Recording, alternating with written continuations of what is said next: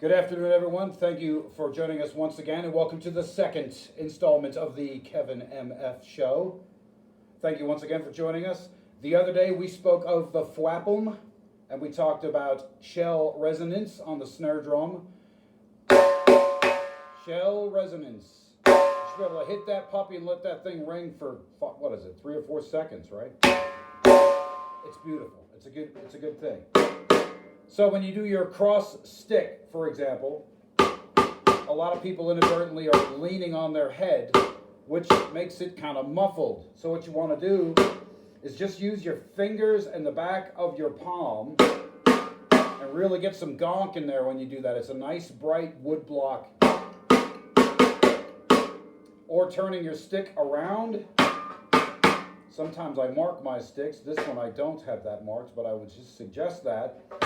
Figure out where your sound is. That's the nice brightest or dark. You know, you can have a label them, darker, lighter, whatever.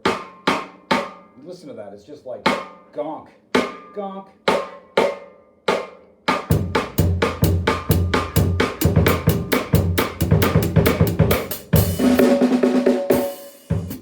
So the thwappum, the gonk, and moving along. The thwappum is synonymous with jazz and blues, but you don't have to do it that way. You can put it in rock or anything else. It's good for segues.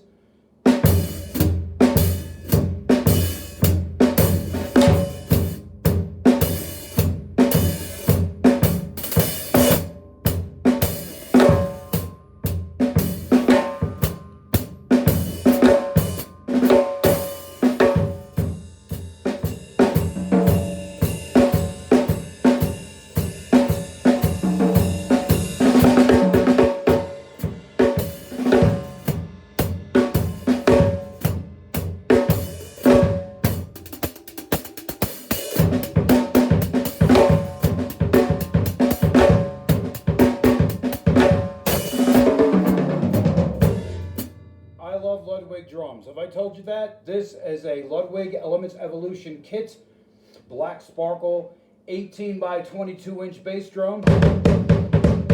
That puppy will clear the room. In fact, the cushions across the room are actually moving. I love it. It's good. I got my new baby. Some of my floor toms had a baby over here. Father Christmas brought it for me. It's an 8-inch. Going all the way around. It's actually pretty sweet.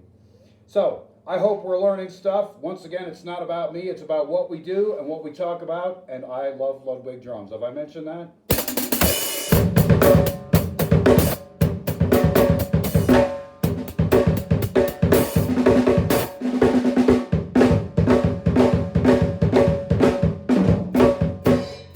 thwappum. Gotta love that thwappum. Moving along, you want to do different things with your bass drum. Historically, if you can count to 4, your bass drum is always on 1 and 3, or mostly. Your snare drum is on 2 and 4.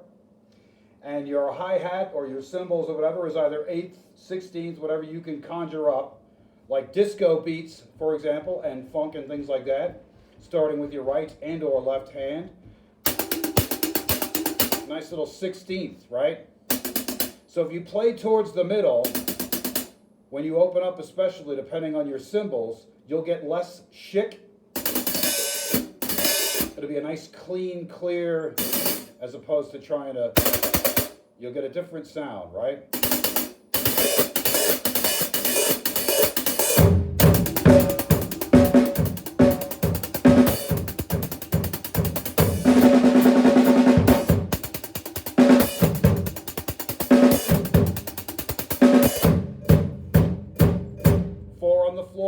So every downbeat is a bass drum hit, quiet or not, or you can do doubles, you can do on the upbeat.